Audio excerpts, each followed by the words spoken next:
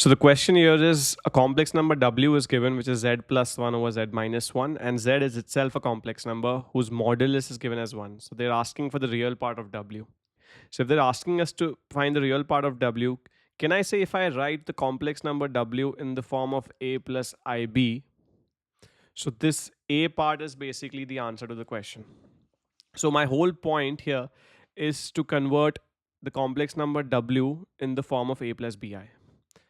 And that is possible only if I write the complex number z in the form of a plus bi. So that's what I'll do. I'll consider, I'll I'll go, let's say z is equal to a plus ib. So if I consider z is equal to a plus ib, one thing is given to me, that the modulus is square root of a square plus b square, which equals 1. So I get 1 is equal to root a square plus b square, resulting in a square plus b square being equal to 1. So this is an equation which I'll highlight here. Now I'll substitute z as a plus bi in the expression for w. So w equals a plus ib plus 1 upon a plus ib minus 1. So which equals a plus 1 plus ib over a minus 1 plus ib.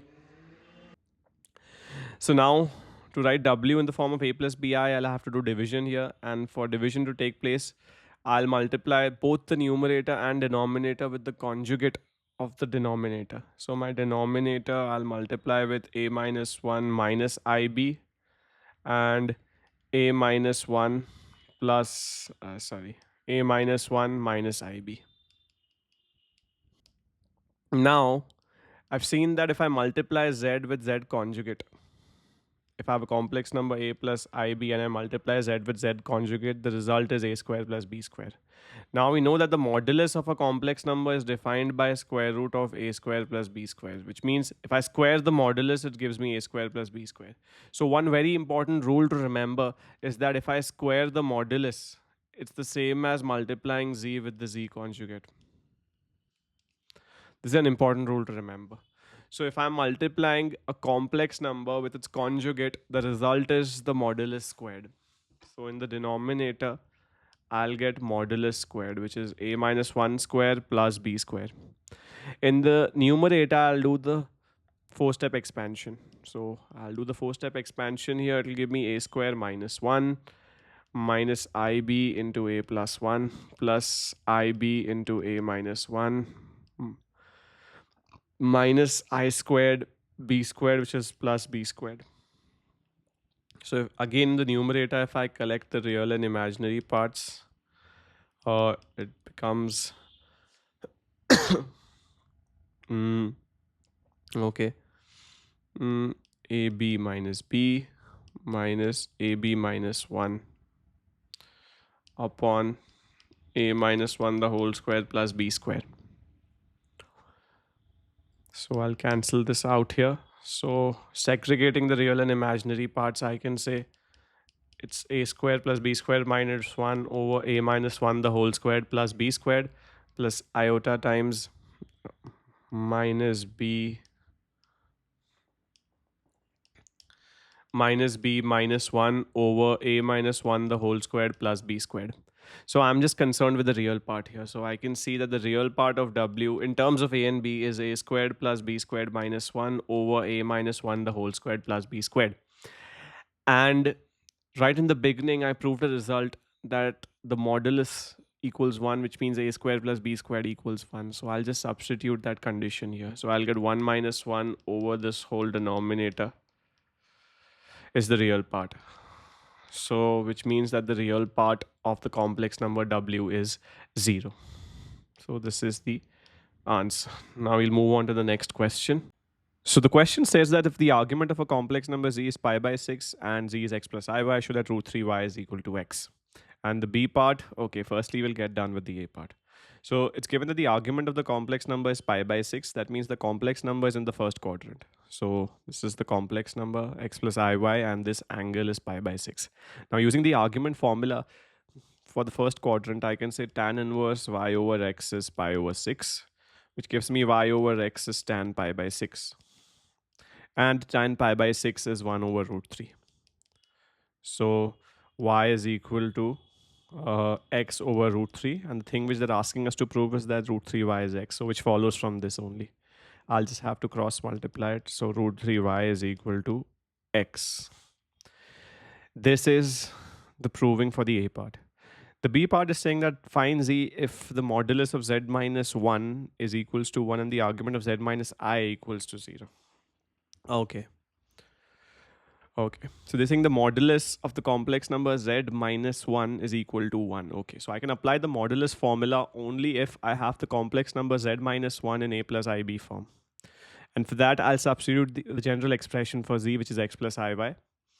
So I get modulus of z plus 1 equals to modulus of x plus iy minus 1 is equal to 1. And this means x minus 1 plus iy, segregating the real and imaginary parts. So this is A plus bi form. Now, once my complex number is in the A plus bi form, I'll use the modulus formula. So I get square root of real part square plus imaginary part square equals to 1, which gives me x minus 1 the whole square plus y square equals to 1. So this is my first equation. Now the second condition given is that the argument of z minus I is equal to 0. Okay. So argument of z minus I equal to 0. That means the complex number z minus I, like the whole complex number z minus I, is on the positive real axis like this. This is how the complex number z minus I looks like. So if the complex number z minus I is on the positive real axis, the imaginary part is 0. So saying that the argument of z minus I is equal to 0, that means the imaginary part of z minus I is equal to 0. This is what it means. So finding the imaginary part is again possible only if z minus I is written in A plus bi form. So for that, again, I'll substitute z as x plus iy minus I is equal to 0. Now imaginary part of, I'll take I common from the next two terms here. So I'm left with y minus 1. Okay, now the imaginary part of x plus I into y minus 1 is just y minus 1, which I'll equate to 0, which gives me y is equal to 1. This is my second condition. So now my objective is to find x. So I'll substitute this y is equal to 1 in the first equation. So I get x minus 1 the whole square plus 1 squared is equal to 1, which gives me x minus 1 squared is 0, which gives me x equals 1. So the complex number z in this case is 1 plus I. This is my complex number 1 plus I. Moving on to the next question. If a complex number z satisfies the equation argument of z plus 1 equals pi by 6 and argument of z minus 1 is equal to 2 pi by 3, show that z is equal to half into 1 plus root 3i. Now the question is in terms of the arguments instead of the moduli. So argument of z plus 1 is equal to pi by 6 and argument of z minus 1 equals 2 pi by 3. So if the argument of any complex number is pi by 6, that means 30 degrees. So the complex number for sure lies in the first quadrant. So I'll just represent it by an arrow like this. This is z plus 1 complex number, and z minus 1 complex number is in the second quadrant. So a representation could be somewhat like this. This is z minus 1 in the second quadrant. They're asking us to find the complex number z, and in fact asking us to show that it's the thing which is written here. Okay. So firstly, what I'll do is, for argument of z plus 1 equals pi by 6, I'll use the argument formula for the first quadrant. And before that, I'll assume z as x plus iy, a general complex number. Okay. So that means argument of x plus iy plus 1 equals pi by 6. Segregating the real and imaginary parts gives me x plus 1 plus iy equals pi by 6. That means tan inverse y over x plus 1 gives me pi by 6. The tan operator, tan pi by 6 and tan pi by 6, tan 30 is 1 by root 3. I remember my tables well. So I get 1 by root 3 here. So y over x plus 1 equals 1 upon root 3. This is my first equation. I'll just make a square around it like this. Okay. Now, it's given that the argument of z minus 1 equals 2 pi by 3. So straightforward, without any complication, I'll just use the argument formula for the second quadrant. for the second condition here. So argument of z minus 1 equals 2 pi by 3. To solve this question, as of now, I'll take a wholly algebraic approach. Just after this, I'll do the same question following a geometric approach. So this approach as of now is going to be completely algebraic. So argument of z minus 1 equals 2 pi by 3, and z is x plus iy minus 1 equals 2 pi over 3, and the parts together. So x minus 1 plus iy equals 2 pi over 3 minus 1 plus iy, and pi minus tan inverse mod y over x minus 1 equals 2 pi over 3, which gives me pi minus 2 pi by 3 equals tan inverse of mod y over x minus 1, which gives me pi by 3 equals tan inverse mod y over x minus 1, and tan pi by 3 equals mod y over x minus 1. And tan pi by 3 is root 3. Cool. So this is my second equation, and this here is my first equation. Okay. Now one more condition has to be put here on the real part of z minus 1. So if my complex number is in the second quadrant, as is z minus 1 here. So one thing is for sure true, that the real part of z minus 1 has to be less than 0 or negative, because the complex number lies in the second quadrant. So the real part of z minus 1 is simply x minus 1. So I'll say x minus 1 is less than 0, which gives me x is less than 1.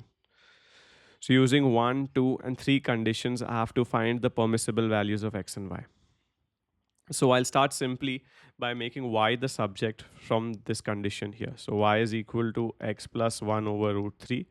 And this I'll substitute in the second equation, which gives me root 3 equals modulus of x plus 1 over root 3 over x minus 1. Now using the property of absolute value, I can say mod x plus 1 over mod x minus 1, and 1 by root 3 I can just take it outside because it's a positive number, and I'll cross multiply it here. So I'll get 3 equals mod x plus 1 over mod x minus 1. And one more condition is that x has to be less than 1. Okay. So I'll use a simple approach to solve this modulus equation. If mod of any number is equated to 3, that means, a mod of any expression is equated to 3, that means x plus 1 over x minus 1. The expression can take the values plus 3, or x plus 1 over x minus 1 can take the value minus 3. I'll solve individually in each case. So solving the first condition gives me 3x minus 3, which gives me 2x is equal to 4, x is equal to 2. And solving the second condition gives me this thing, which gives me 4x equals 2, which gives x equals half. So with the condition defined here that x has to be less than 1, I'll disregard the first step here. So I get x as half. Now to find the value of y, I'll just substitute x as half in the equation here. Y is equal to x plus 1 over root 3. So y is equal to half plus 1 over root 3, which gives me 3 upon 2 root 3, which is root 3 by 2. Hence, my complex number z is half plus I root 3 by 2, which is something I had to prove here.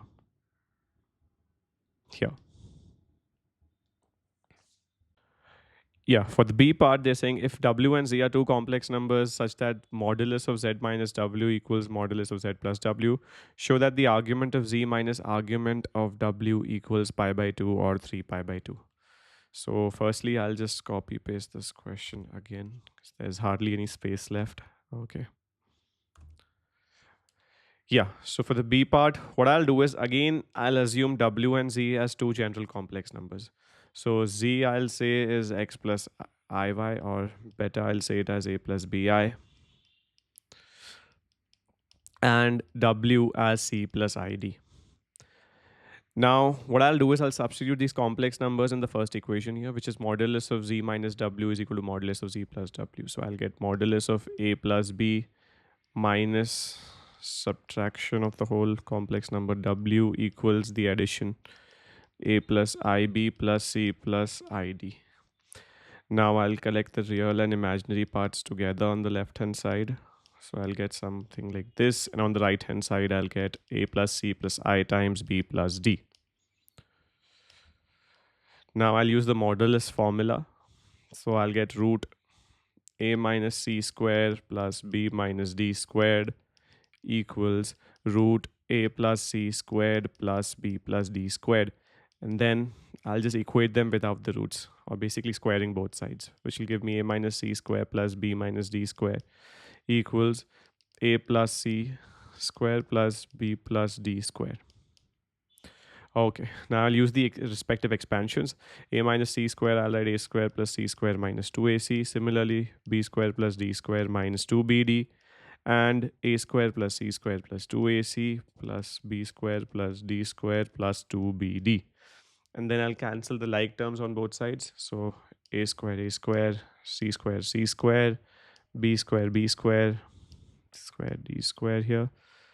And I'll collect the like terms, minus 2ac on that side and minus 2bd on the right hand side, which will give me 4ac plus 4bd equals to 0, which basically means ac equals minus bd, or ac upon bd equals minus 1.